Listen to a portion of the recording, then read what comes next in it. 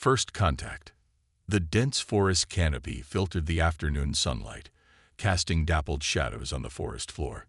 11-year-old Zoe Patterson pushed through the underbrush, her bright green backpack bouncing against her back with each step.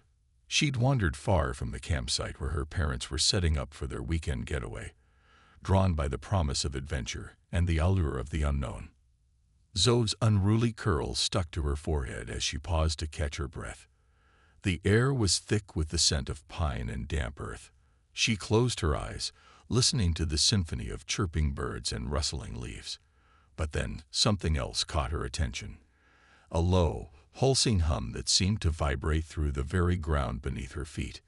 Curiosity piqued, Zoe followed the strange sound. It grew louder as she pushed through a dense thicket, emerging into a small clearing. What she saw there made her gasp, her eyes widening in disbelief. In the center of the clearing stood a sleek, metallic object about the size of a car. Its surface shimmered with an iridescent sheen, unlike any material Zoe had ever seen. Tendrils of smoke curled up from several places along its hull, and a large, jagged tear mirrored one side. But it wasn't the object itself that held Zoe transfixed. It was the figure that had emerged from it. The creature before her was unmistakably alien. It stood on 3 legs, arranged in a tripod formation, supporting a bulbous body covered in what looked like overlapping plates. 4 arms, each ending in delicate, multi-jointed appendages, protruded from its midsection. But it was the being's head that captivated Zoe, a transparent dome filled with swirling, bioluminescent patterns that pulsed and shifted in mesmerizing ways. Zoe knew she should be terrified. Every movie she'd ever seen about alien encounters told her to run, to hide, to sound the alarm. But as she looked at the creature, she felt no fear. Instead, a wave of empathy washed over her. The alien's movements were slow and unsteady, and even though its face was unlike anything human, Zoe could sense its distress. "Hello," Zoe called out softly, taking a tentative step forward. "Are you okay?" The alien's head swiveled towards her, the patterns within its dome flashing rapidly. It made a series of clicks and whistles, the sounds unlike anything Zoe had ever heard before. She took another step closer, her hands raised in what she hoped was a universal gesture of peace. "I'm Zoe," she said, pointing to herself. "I won't hurt you. Are you hurt? Do you need help?" The alien's luminous patterns slowed their frantic pulsing. It extended one of its arms, the end splitting into several smaller appendages that reminded Zoe of tentacles. She watched in fascination as the tentacles began to weave intricate patterns in the air. Suddenly, a shimmering hologram appeared between them. Zoe gasped as she saw an image of the alien's ship, whole and undamaged, then watched as it showed the vessel being struck by some kind of energy beam. The hologram depicted the ship crash landing in the forest, and then showed the alien emerging, injured. "Oh," Zoe breathed, understanding dawning. "You crashed. You're stuck here." The alien's patterns pulsed in what Zoe interpreted as affirmation. It then projected another series of images. Other ships, similar to its own, but larger. They seemed to be searching for something. "Are those your friends?" Zoe asked. "Are they coming to find you?" The alien's patterns dimmed, and it made a low, mournful sound. The hologram showed the searching ships passing by Earth, missing it entirely. Zoe's heart ached for the creature. "They don't know where you are," she realized aloud. "You're lost." The alien's head dipped in what seemed like a nod. Zoe bit her lip, thinking hard. She couldn't just leave this being here, alone and injured. But what could she, a young girl, possibly do to help an extraterrestrial being? "Okay," she said, determination filling her voice. "I don't know how, but I'm going to help you. We'll figure this out together." The alien's patterns brightened, swirling in what Zoe hoped was a positive response. She smiled, feeling a connection with this strange being that transcended the vast differences between them. Just then, a distant voice called out, "Zoe, Zoe, where are you?" Zoe's head snapped up. It was her mom, probably wondering where she'd wandered off to. She looked back at the alien, seeing what looked like concern in its shifting patterns. "That's my mom," Zoe explained quickly. "Don't worry. I won't tell anyone about you. It's probably not safe." She glanced around the clearing, her mind racing. "Can you hide your ship? Make it invisible or something?" The alien seemed to understand. It manipulated its hologram projector, and before Zoe's amazed eyes, the crashed ship shimmered and vanished from sight. The alien itself then started to fade, its form becoming translucent. "Wow," Zoe breathed. "Okay, stay here. I'll come back tomorrow, I promise. We'll figure out how to get you home."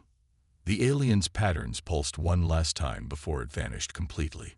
Zoe turned and started making her way back towards her mother's voice, her mind whirling with the implications of what had just happened. As she pushed through the underbrush, Zoe realized that her life had just changed forever. She, an ordinary girl from a small town, had made first contact with an alien species. The weight of that knowledge settled on her young shoulders, but instead of feeling burdened, Zoe felt exhilarated. She emerged from the forest to find her mother standing at the edge of their campsite, hands on her hips. "Zoe Patterson, where have you been? We've been calling you for dinner." Zoe plastered on her most innocent smile. "Sorry, Mom. I was exploring. You wouldn't believe what I found in the forest." Her mother raised an eyebrow. "Oh, and what was that?" For a split second, Zoe considered telling her mother everything. But then she remembered the alien's distress, its need for secrecy. "A really cool treehouse," Zoe lied smoothly. "It looks abandoned. Can I go back and check it out more tomorrow?" Her mother sighed, but smiled. "Always the adventurer. All right, but be careful. Now come on, your dad's got the hot dogs ready." As Zoe followed her mother back to the campfire, her mind was already racing with plans for tomorrow. She had no idea how she was going to help an alien repair its spaceship and contact its people, but she was determined to try. After all, how many kids got the chance to make an interstellar friend? Little did Zoe know that her encounter in the forest was just the beginning. The events set in motion that day would not only change her life, but potentially the course of human history.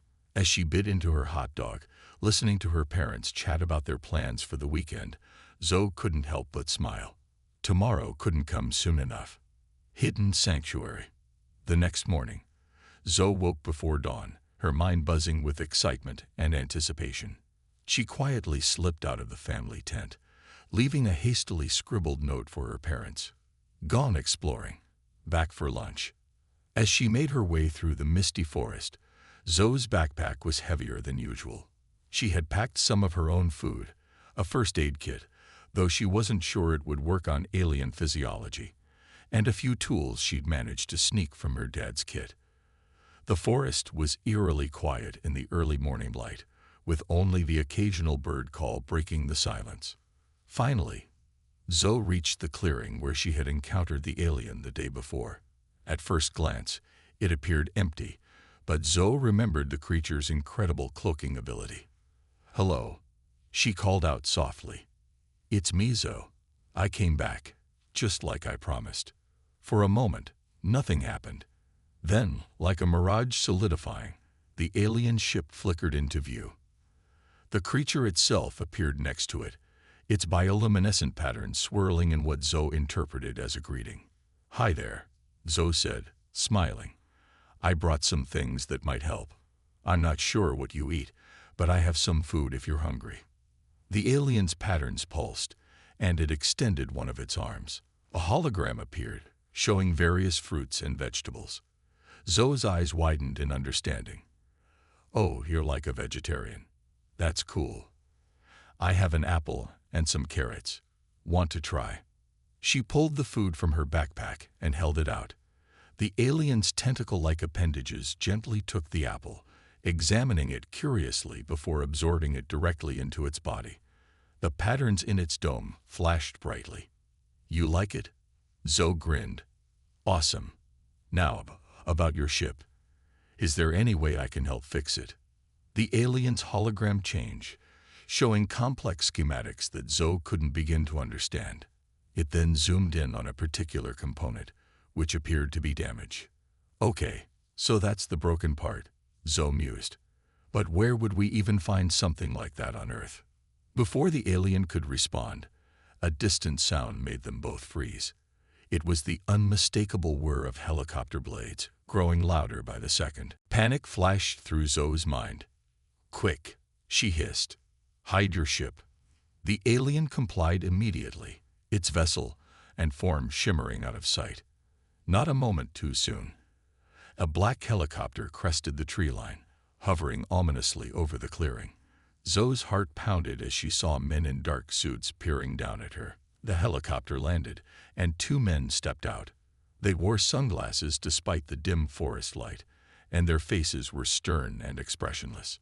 "Young lady," one of them called out, his voice authoritative. "This area is restricted. What are you doing here?" Zoe's mind raced. She had to protect her new friend. I'm camping with my parents," she stammered. "I was just exploring. I didn't know it was restricted." The men exchanged glances. "We've had reports of unusual activity in this area. Have you seen anything out of the ordinary?" Zoe shook her head vigorously. "No, sir. Just trees and squirrels." The second man stepped closer, his eyes scanning the clearing. "No strange lights.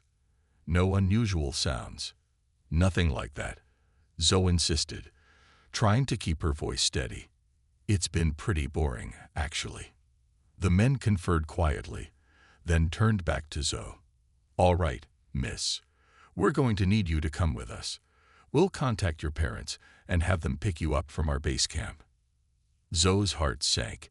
She couldn't leave her alien friend alone, especially not with these men prowling around. But before she could protest, something extraordinary happened. The air around her shimmered, and suddenly, Zoe found herself enveloped in the same cloaking field as the alien. To the men, it must have looked like she vanished into thin air. Their reactions were immediate. They shouted in surprise, weapons appearing in their hands as they scanned the clearing frantically.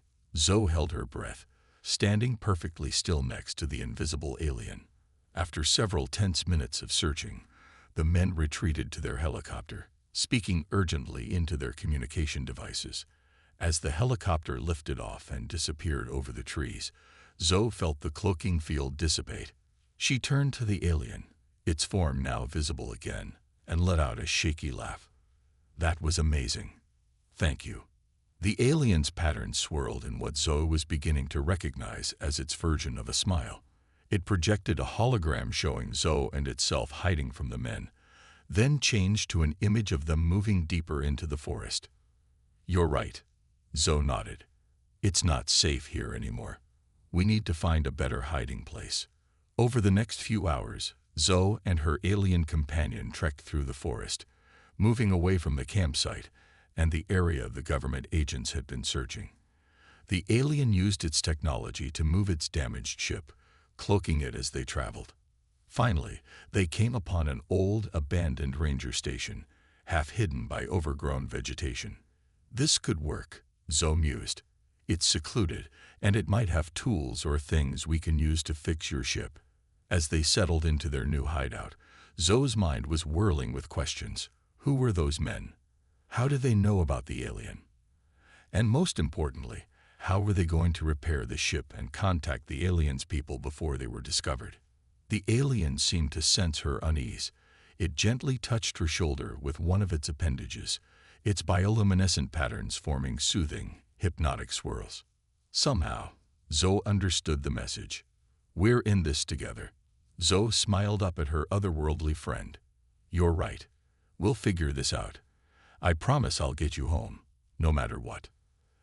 As the day wore on, Zoe and the alien began to explore their new sanctuary, searching for anything that might help repair the ship.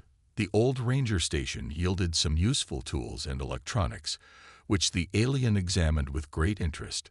Using its holographic technology, the alien began to teach Zoe about its ship's systems. Though much of it was beyond her comprehension, Zoe was a quick learner, and she found herself fascinated by the advanced alien technology. As the sun began to set, Zoe realized with a start that she had been gone all day. Her parents must be frantic. "I have to go back," she told the alien reluctantly. "But I'll return tomorrow. I promise." The alien's patterns dimmed slightly, but it nodded in understanding. It projected a hologram of the sun rising, then of Zoe returning to the ranger station. "Yes, first thing in the morning," Zoe agreed. She hesitated, then impulsively gave the alien a quick hug. Its body was surprisingly warm, and she felt a slight tingling sensation where they touched. As Zoe made her way back to the campsite, her mind was buzzing with everything that had happened. She knew she faced difficult questions from her parents, and that keeping her new friend a secret would not be easy. But she also knew that she had stumbled upon something extraordinary, a friendship that transcended the boundaries of worlds. Little did Zoe know that her adventure was only beginning. The days ahead would test her courage, challenge her beliefs, and ultimately change the course of human history.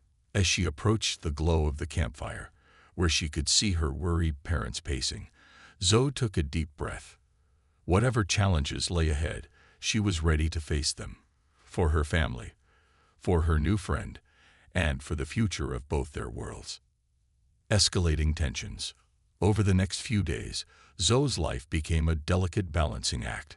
She split her time between her worried parents at the campsite and her alien friend at the abandoned ranger station. Her parents, concerned by her long absences, had decided to cut their camping trip short. This put added pressure on Zoe to help the alien repair its ship quickly. As they worked, Zoe learned more about the alien's culture and advanced technology. The alien, which Zoe had started calling Lumi due to its luminescent patterns, showed her holographic images of its home world, a beautiful planet with floating cities and rings of light.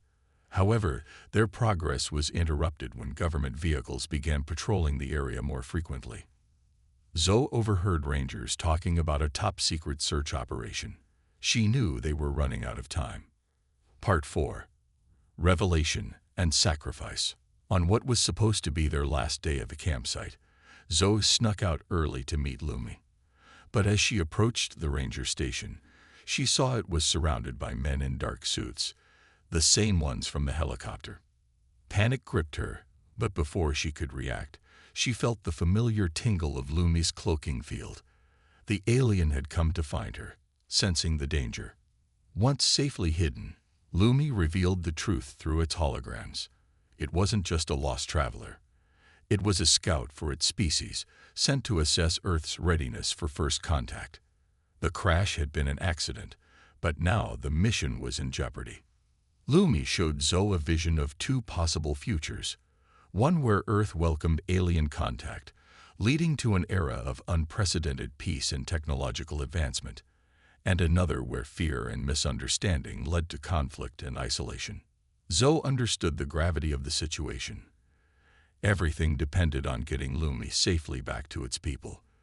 But with the government closing in, there was only one way to do that, and it would mean leaving everything she knew behind. Part 5. A new era dawns. As the agents began to close in on the ranger station, Zoe made her decision. Using the knowledge she'd gained over the past few days, she helped Lumi make the final repairs to its ship. Just as the agents burst into the clearing, the ship's engines roared to life. Zoe, her heart pounding, took Lumi's outstretched appendage and stepped aboard. The last thing she saw before the ship's door closed was the astonished faces of the agents, and in the distance, her parents, who had followed her into the forest. The ship shot into the sky, quickly breaking through Earth's atmosphere. As the blue planet shrank behind them, Zoe felt a mixture of sadness and exhilaration. She would miss her family terribly, but she knew this was bigger than her. She was about to become humanity's first ambassador to an alien civilization. Epilogue. 5 years later, a fleet of shimmering ships appeared in Earth's orbit. Humanity held its collective breath, fear and anticipation mingling as the world watched. A message was broadcast globally, and on screens everywhere appeared a familiar face, older now, but still recognizable. Zoe smiled at the camera, her eyes shining with wisdom beyond her years. "People of Earth," she began, "I know you've been afraid. I know this seems impossible. But I'm here to tell you that we stand on the brink of a new age. I've spent the last 5 years learning, growing, and preparing for this moment. The Luminians," she gestured to Lumi, standing beside her, "are not our enemies. They're our ticket to the stars, to cures for diseases we thought incurable, to technology we've only dreamed of. All we have to do is take this first step together." As Zoe spoke, explaining the wonders she'd seen and the future that awaited, the world listened. There was fear, yes, and doubt. But there was also hope. In living rooms and town squares, in schools and government buildings, people began to discuss, to plan, to dream. It wasn't an easy road. There were setbacks and struggles, moments of tension and misunderstanding. But guided by Zoe's unwavering dedication and the patience of the Luminians, humanity took its first tentative steps into a larger universe. And it all began with a chance encounter in a forest, where a young girl's courage and compassion changed the course of history. Zoe's parents, watching their daughter address the world from an alien ship, felt an overwhelming mix of pride and awe. Their little girl had grown up to bridge the gap between worlds, opening the door to humanity's greatest adventure. As the sun set on this pivotal day in human history, a new dawn was already on the horizon. A future filled with endless possibilities, all because a child chose understanding over fear and friendship over prejudice.